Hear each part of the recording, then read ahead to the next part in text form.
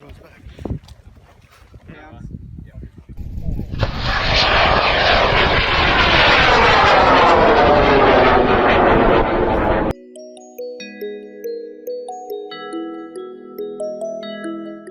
hi there, it's Claudia Roth for ALMS. Today is our episode 1 of our ALMS Inspiration Series, and the purpose of these inspiration videos is to see how students connect their academic learning with their passions.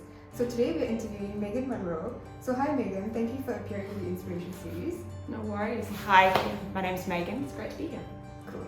Okay, so Meaghan, could you talk about, please tell us what you're studying at Monash and a little bit about your studies. Yeah, so I'm studying a Bachelor's of Aerospace Engineering. That comes with honours. So really it's just a glorified version of the mechanical engineering degree where we get to learn a little bit more about planes and some other interesting physics. That sounds pretty cool. So we wanted to interview you to understand a little bit about your passion being rocketry and how this connects to your academic studies. Yeah, so I learnt to love rockets throughout the course of my degree. So it wasn't really until I got here that I really discovered how much I love them. Yeah. Rocketry connects quite heavily with the aerospace engineering degree just because it's quite a complicated fluid dynamics problem, Yeah. and it's also quite complicated in terms of what you'd call a propulsion system. So propulsion system is any kind of engine that produces power, or in the case of a rocket, thrust, and so that's a big thing in our degree. And then yeah, there's a lot of structural elements in it as well, making sure that your rocket doesn't fold in half when it flies up. Yeah. Okay, and how did you get involved in rocketry? It was completely by chance. I was really very fortunate. I was working with the Monash UAS team, which build unmanned drones for use in medical applications. And at that moment, an organisation had announced an Australian rocket competition. Yeah. And a few of us kind of were chosen to run a bit of a feasibility study on whether or not we as a group could try and enter this. Yeah. And so we set out and we started doing design work and kind of prepping. And at the end of this kind of time, we realised that the team I was in couldn't handle it, but maybe a new team could, and so I was really fortunate to be a part of that. Okay, and what is the rocketry club at Monash called? So it's called Monash High-Powered Rocketry, very unoriginal, but high-powered rocketry is the legal classification under which we operate within Australia. So. Okay, and were you the founder of the club? Yeah, I guess there was a few of us. I was really fortunate to be the first team leader, so I often get to take up that mantle, but yeah, it was a group effort. There was probably 12 of us in that initial feasibility study, and many of us are still involved. But yeah, I was very, very fortunate to be the person leading the team for the first 18 months. Yeah, that's awesome. So what type of events does the club hold?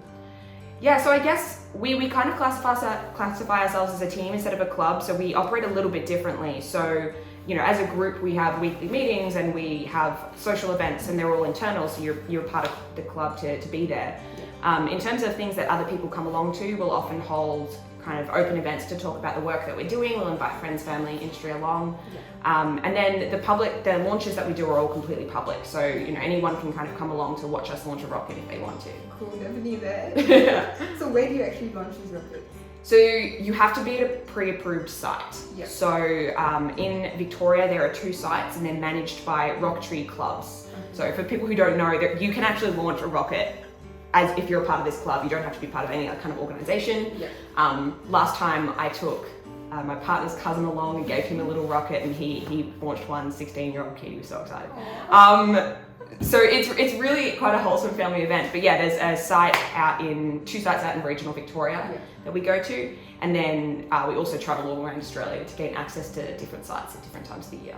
Okay, awesome. So are there any altitude limits for these rockets? Absolutely. So we operate under CASA. So CASA is called the Civil Aviation Services Authority, something like that. But they're the same people who manage planes. So the main thing is they have to put out a special warning to any planes that could be in the area that we'll be launching. So we pre-approve with them how high we can go, and then they just make sure that there won't be any planes in the way when we launch. Yeah, okay, makes sense. And how do these rockets come down?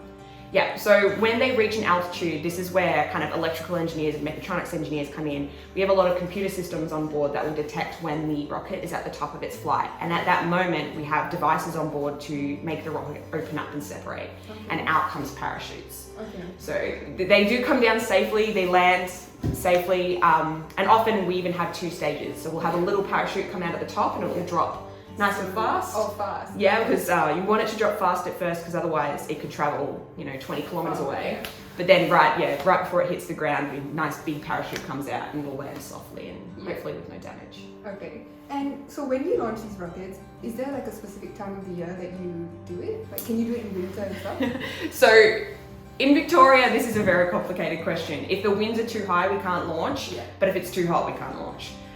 So we're subject to fire season. Obviously, using combustible propellant, if that happened to spill out onto any crops or anything like that, we could start a fire. So we're very careful and safe when we work with the CFA in that respect.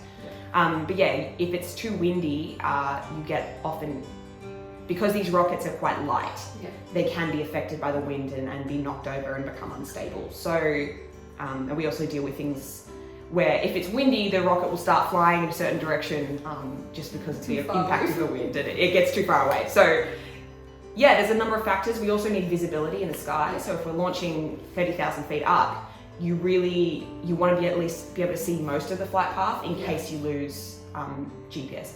Yeah. Okay. And did you get to make these rockets? Did you make them yourself or did you get help? So the first time around, we built the whole thing, but certain parts of it we would purchase, and with time we're purchasing less and less. So at first, for instance, we purchased a tube and we purchased a nose cone, but then we dealt with all of the interfacing and we built the fins and we built all of the internal mounting and the kind of bulkheads, which is what holds the motor in place. A lot of these important components. The team is now at the point where they're building nose cones and they're building tubes, and they're really very much getting to the point where they're building most of it themselves. That's cool. Like you started out buying stuff and now you build it yourself. Yeah. So how high do they go and how fast do they go? Fantastic question. It really depends. So we launch a wide array. So in the competition that we enter, there are two categories, and one of them is reaching 10,000 feet, the other one's 30,000. And the competition is actually how accurate you can get to this altitude. So we've launched to both of those altitudes successfully. But we also frequently launch smaller ones to about 4,000, 5,000 feet to kind of test systems and check that all of our electronics are working, stuff like that. Okay. And do all the rockets work? I wouldn't say yes, that would be a lie. No, we often have things go wrong. We had one rocket that had a failure where it was moving too fast when the parachute came out. And so the cord that was holding this parachute ripped the side of the body of the rocket. So you can't then use that rocket again, which is really unfortunate. Could you take it apart and then redo it, or completely gone? We've seen other groups do that before. We've never had to, which is fortunate. We've always had spare parts around, so that's a big thing. It's like you can swap parts in and out of these rockets a lot of the time.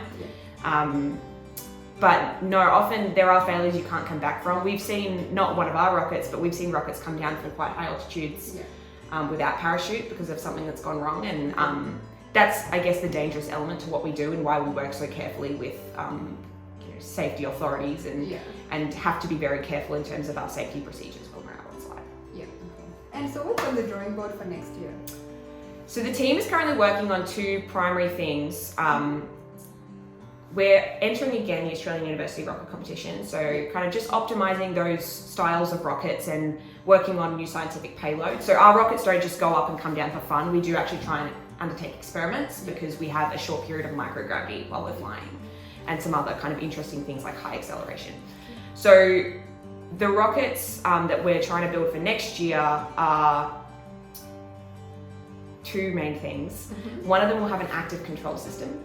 So I'll explain. So when you want to hit an altitude accurately, there are a couple of ways to do it. If you know a lot about your rocket, you can try and simulate it and try and understand exactly how it's going to behave.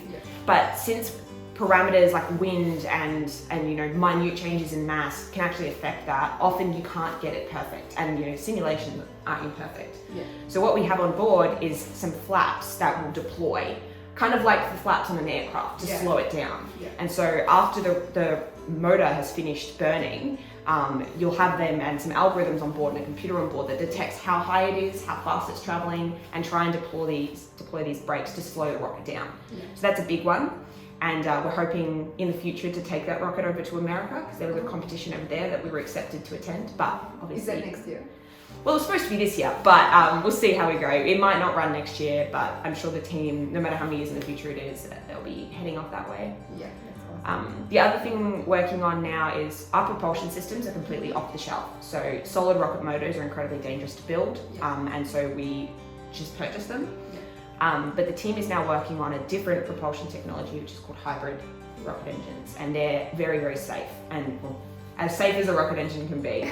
And so we're able to kind of conduct experiments here at university and build this motor ourselves, and so we're hoping that eventually, we'll have a completely custom propulsion system. Yeah, I think you will get there, like, pretty soon. Well, yeah, we'll see how we go. It's incredibly challenging. It's a lot of what we've been doing up until this point has been very engineering based, but there's a lot of science that goes into kind of combustion and propulsion. So the team is, becoming more multidisciplinary by the day. We've got people from all over, and so that's really exciting. But yeah, the rockets are amazing to see different things. The hybrid engines can burn a little bit longer, so that way we get a rocket that moves a little bit slower. Does it go higher?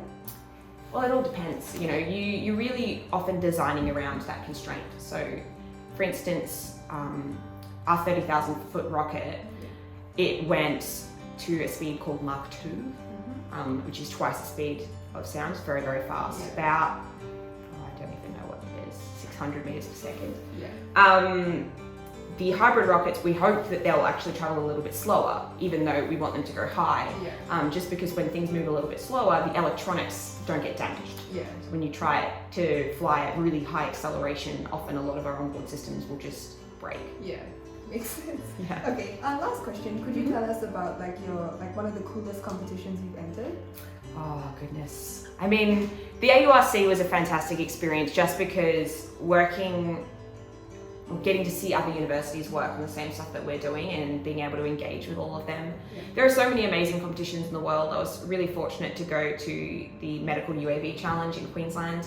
That was fantastic. That was, we had these drones that would literally fly and you wouldn't see them for like an hour, and they're just doing all of this stuff all by themselves.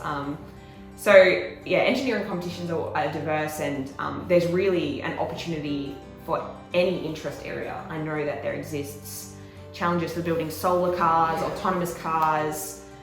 There's building even like eco-friendly housing. There's competitions for that in the world now. So I don't even know if you could pick the coolest, but I'm definitely biased towards the rocket competition. Okay. So thank you so much for being here, and we are certain that you're going to be an inspiration to kids all around Australia. Thank you. No worries. And Monash University, the Hyperion on an N5800 is going in 5, 4, 3, 2, 1.